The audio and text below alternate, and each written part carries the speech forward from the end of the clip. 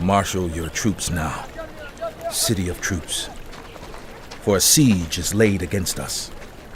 They will strike Israel's ruler on the cheek with a rod.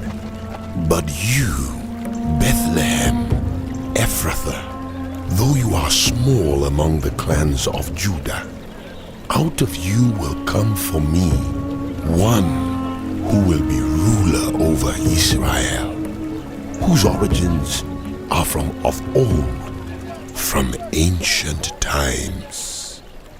Therefore Israel will be abandoned until the time when she who is in labor gives birth, and the rest of his brothers return to join the Israelites.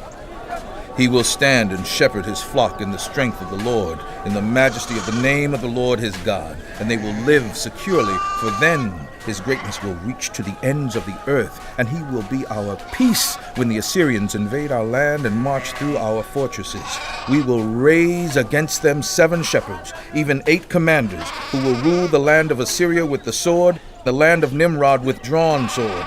He will deliver us from the Assyrians when they invade our land and march into our borders.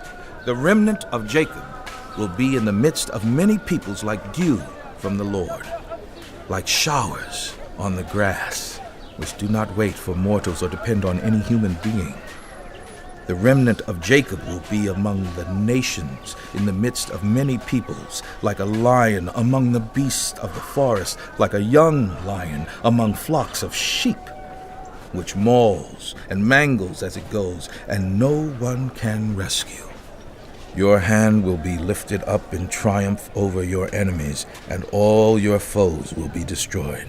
In that day, declares the Lord, I will destroy your horses from among you and demolish your chariots.